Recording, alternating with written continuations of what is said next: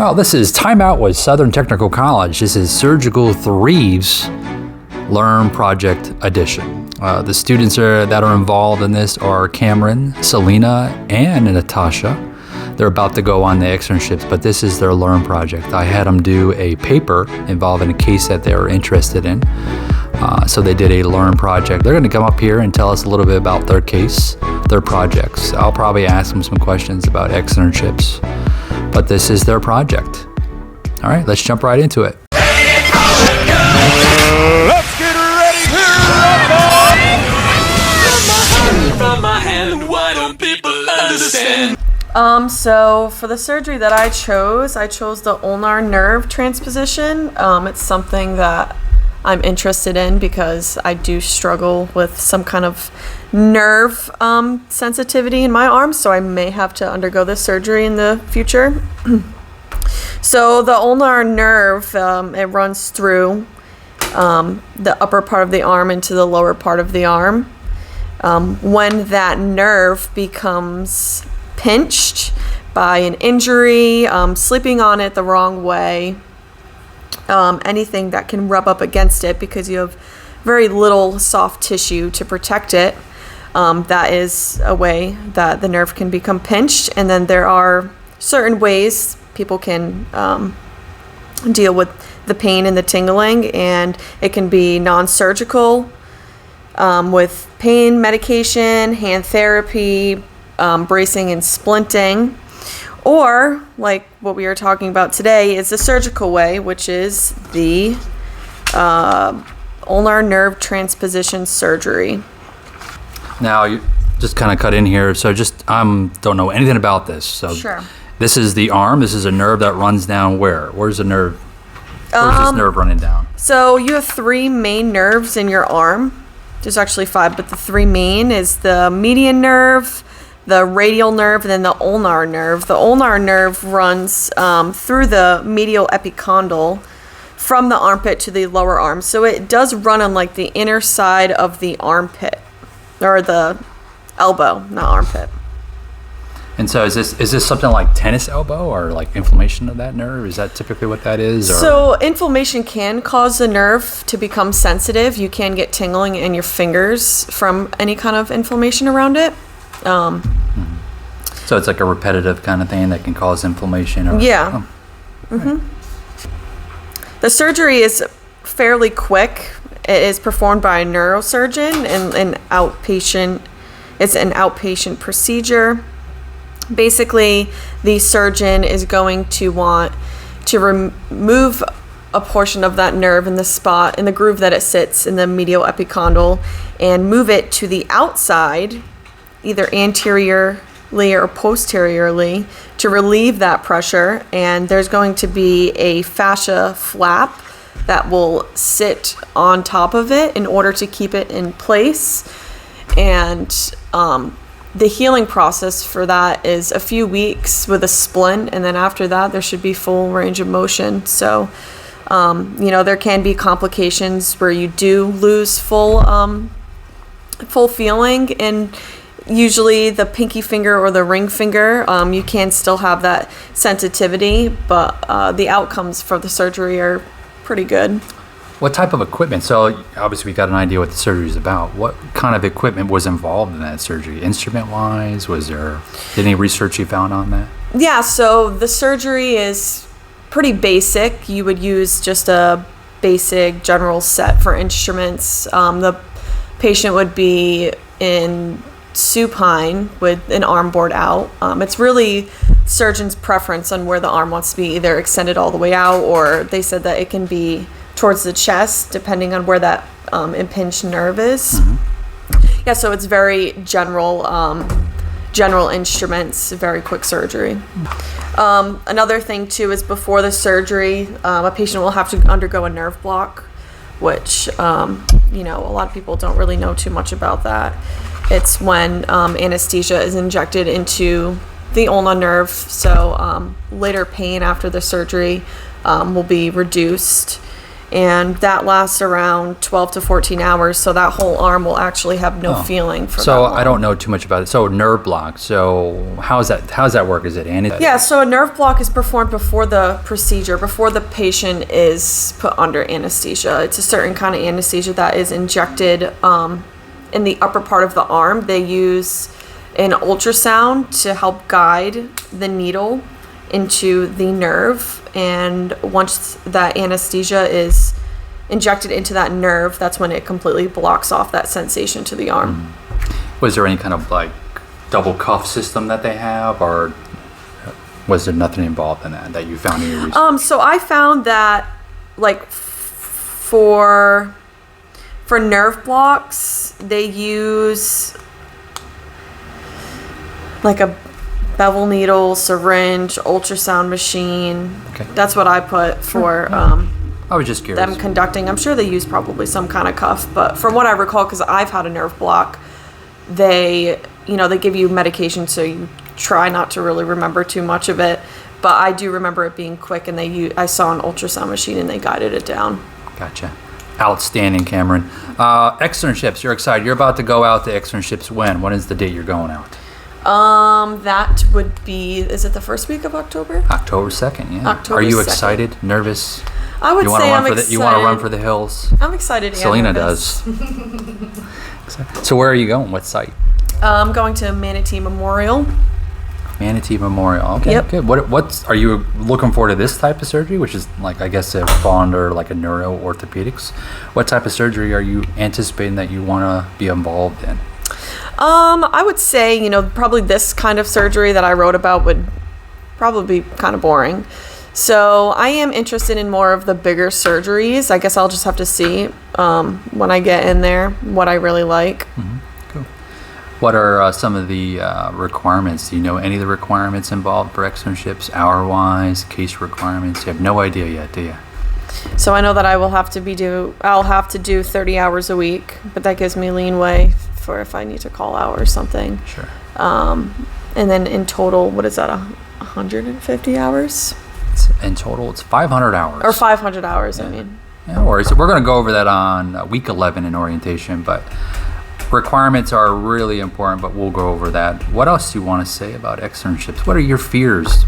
Are you capable of doing this? I just have a fear of the unknown, I guess. I like to know about things before I get into it. That's what makes me nervous, is not knowing. Yeah. But I think once I get my foot in and once I get going and, I'm in a groove, I think I will be more comfortable. And, I am excited right now, but the excitement, I would say the nerves are kind of a little more than the excitement. So we'll see how it goes. What about professionalism? What does that mean to you to be professional in the OR setting? To be professional, it always has to be in the OR, to have respect for others, surgical conscience.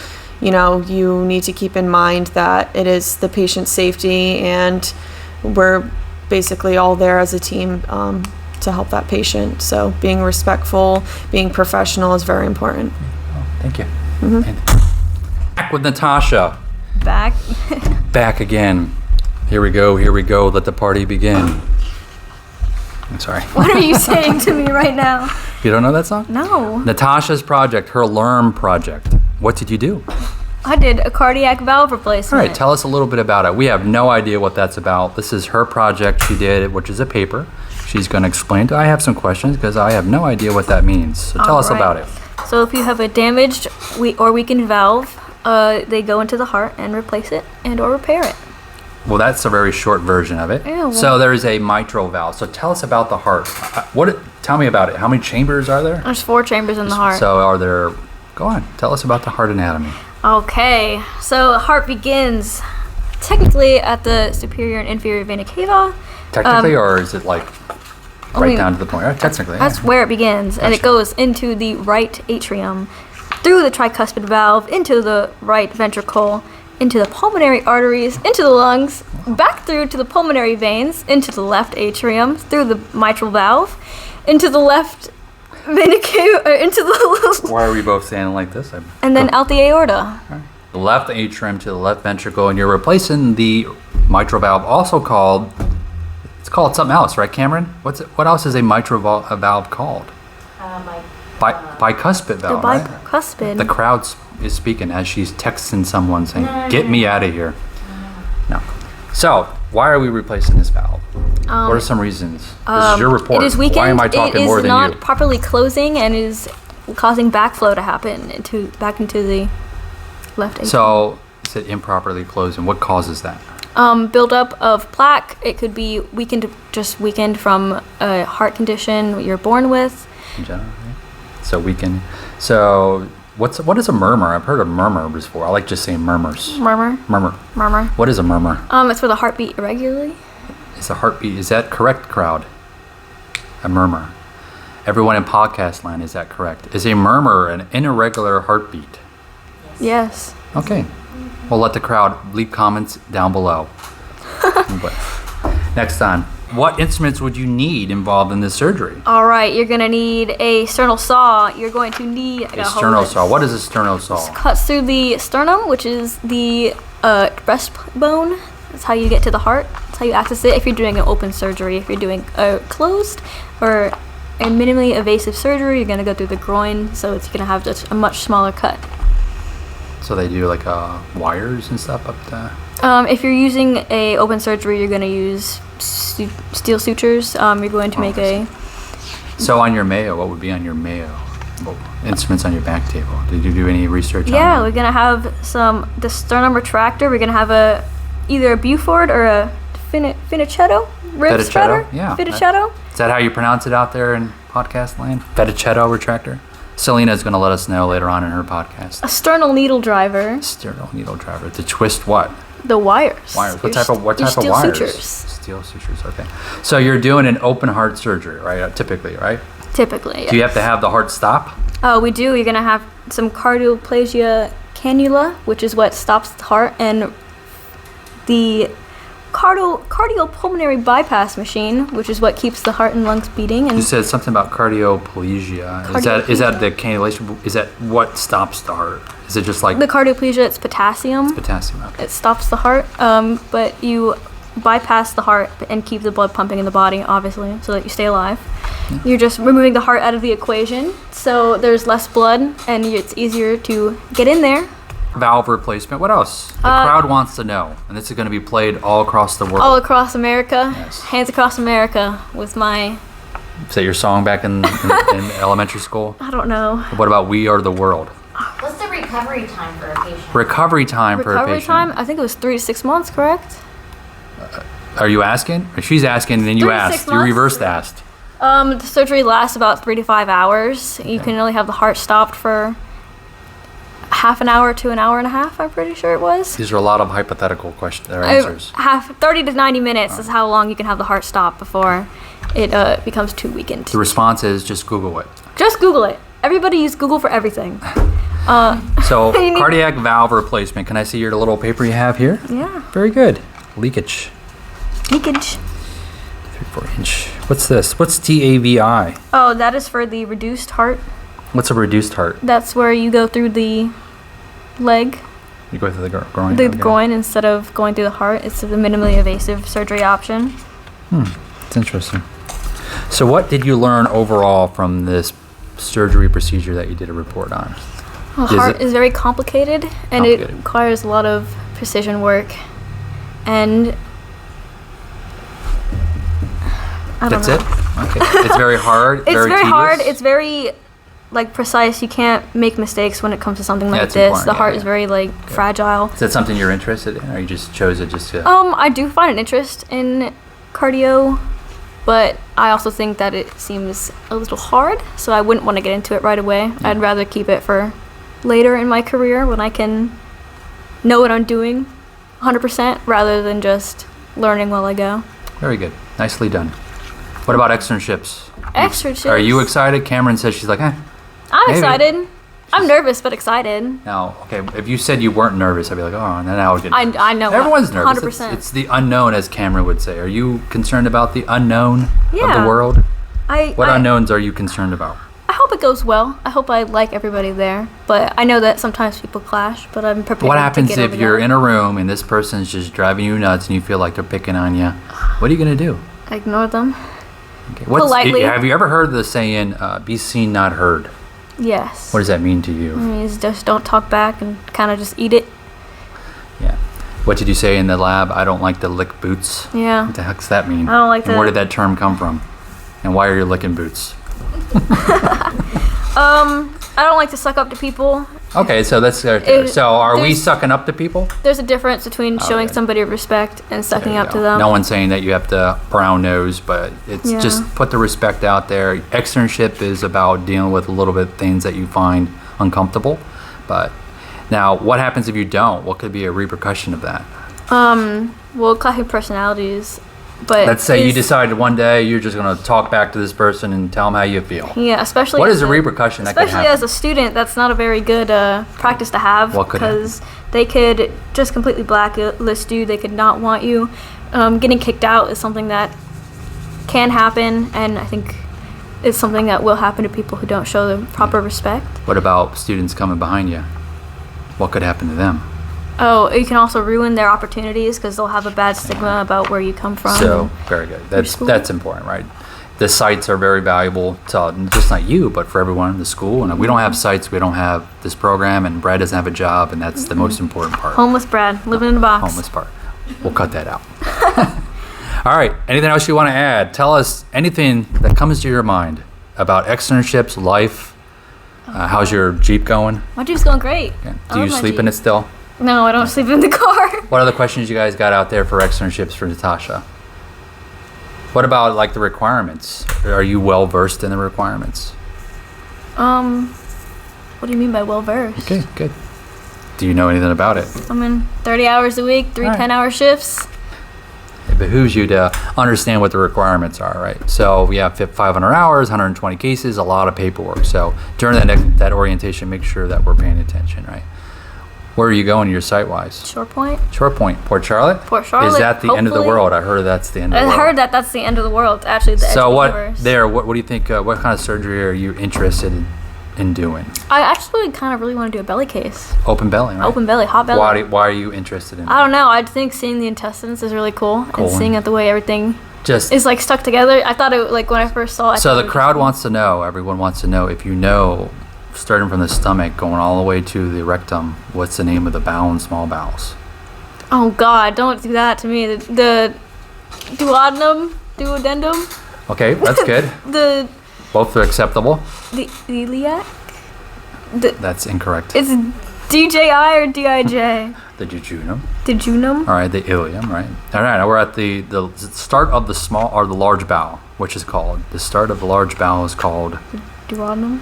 It's the Scratch all this. I don't know, Brad. I'm awful with the bowel. Okay, so you're interested in it. I'm interested. I Okay. gotta learn more about it. I'm, All right, so I'm that's awful with what it. did we learn? So if you're interested in something and you're going in there and then the doctor turns to you and say, "What are we looking at?" and you're like, "Ja ja ja ja ja ja."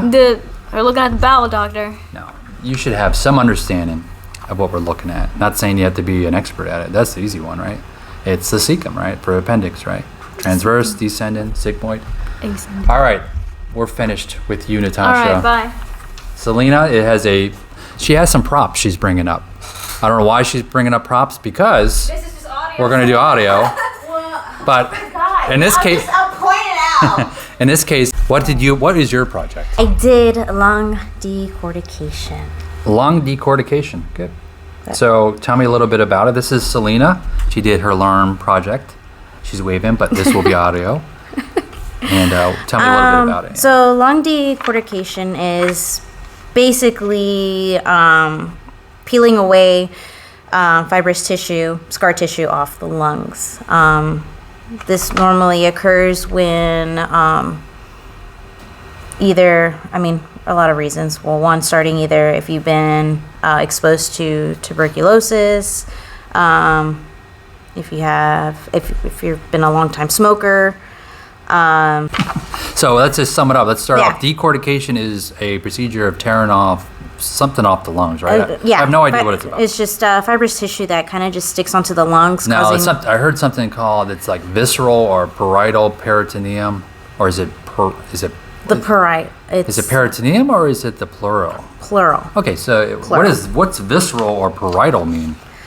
Parietal. Well, visceral is the lining that lays on it's the inner lining that lays on the lungs. It's the visceral.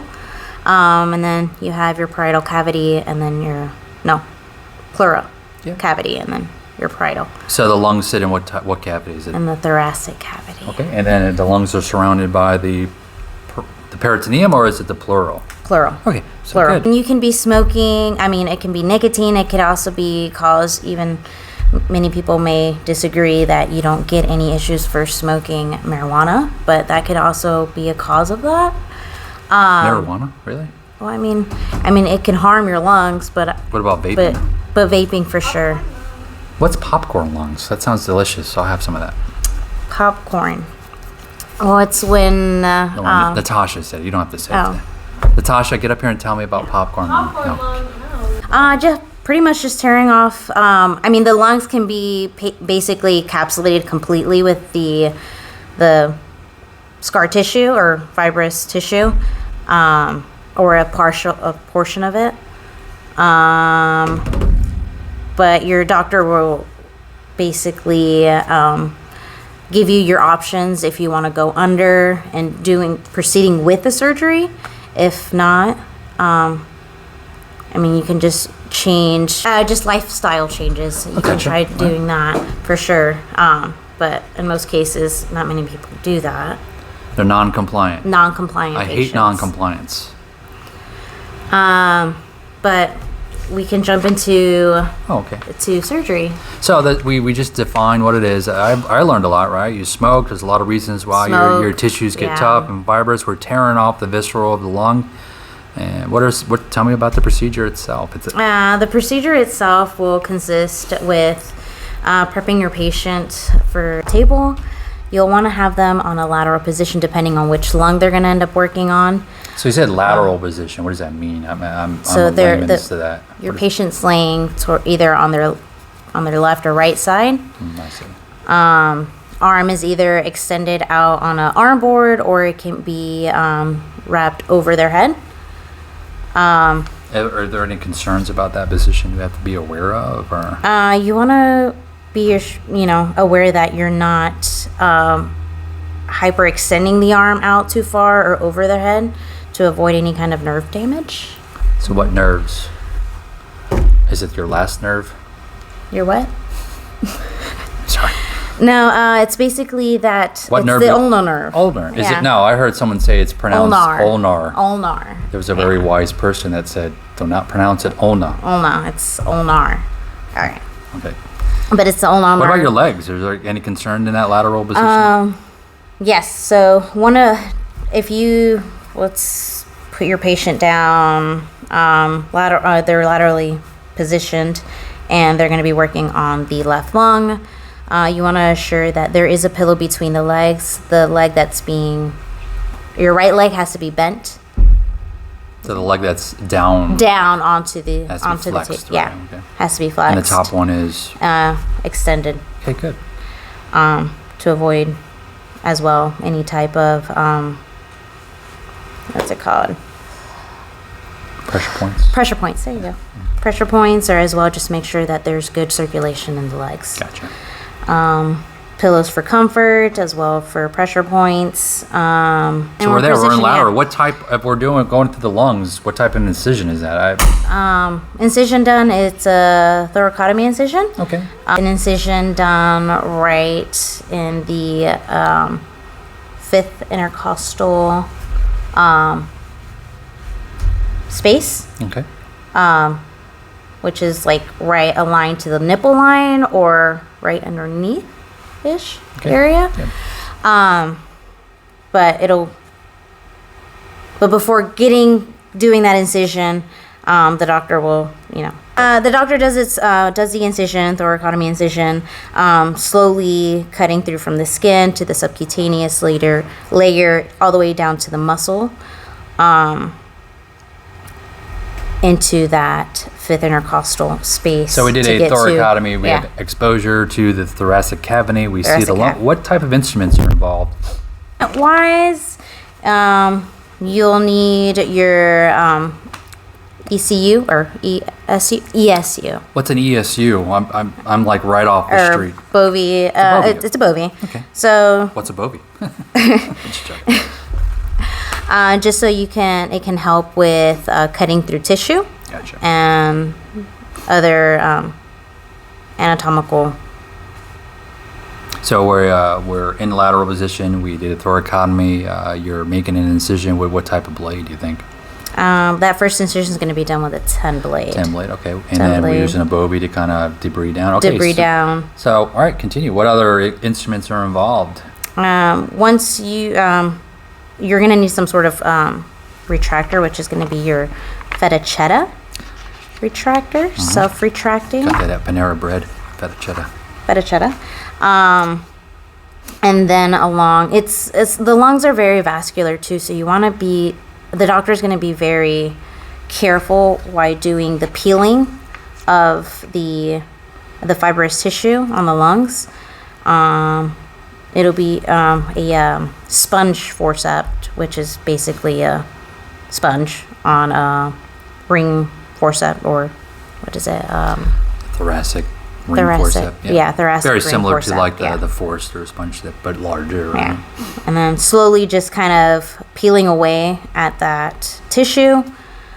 And then as well, you'll need suction to What kind type of suction would you need? The Yankauer, Fraser? No, it's a A&G. Andrews. It's a Andrews pie. Pichon. The Andrew Pichon. Yeah, I agree. That's for like vascular stuff. Yeah. God bless you. Someone sneezed in the crowd, and so did I. So, all right.